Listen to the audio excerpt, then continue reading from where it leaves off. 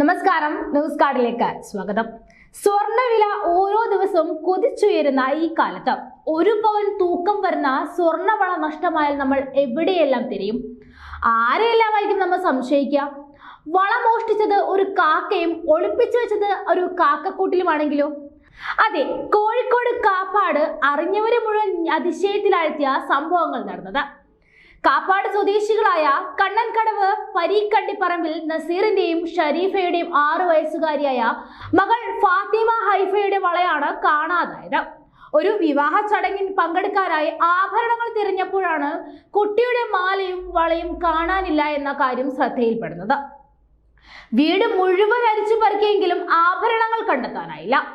എന്നാൽ ഇതിനു മുൻപ് ഒരു ചടങ്ങിൽ പങ്കെടുത്ത് തിരിച്ചു വന്നപ്പോൾ ആഭരണങ്ങൾ കടലാസിൽ പൊതിഞ്ഞ് വേസ്റ്റ് ബിന്നിന്റെ അടപ്പിന് മുകളിൽ വെച്ചിരുന്നതായി കുട്ടി പിന്നീട് നസീറിനോടും ഷരീഫയോടും പറഞ്ഞു. ഇതിന്റെ അടിസ്ഥാനത്തിൽ വീടിന് സമീപം മാലിന്യങ്ങൾ കൂട്ടിയിട്ട സ്ഥലത്ത് തിരഞ്ഞു നോക്കിയപ്പോൾ മാല കണ്ടുകിട്ടി, എന്നാൽ വള കിട്ടിയില്ല. ആ മുഴുവൻ സ്ഥലത്തും പരിശോധിച്ചെങ്കിലും വള കണ്ടെത്താനായില്ല.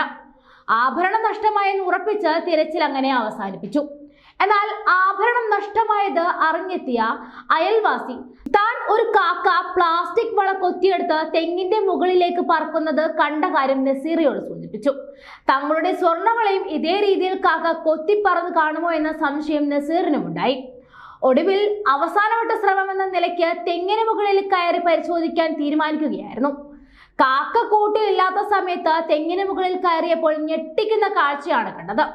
കാക്ക തന്റെ കൂട് നിർമ്മിക്കാനായി 1 പവൻ തൂക്കമുള്ള സ്വർണ്ണവളയും ഉപയോഗിച്ചിരിക്കുന്നു. കേസൊന്നും ഇല്ലാതെ തന്റെ തൊണ്ടി മുതലായ വള തിരിച്ചു കിട്ടിയ സന്തോഷത്തിലാണ് നസീറും കുടുംബവും. എന്തായാലും കാക്കയ്ക്കും പൊന്നിനോട് പൂതിയുണ്ടെന്ന് മനസ്സിലായില്ലേ?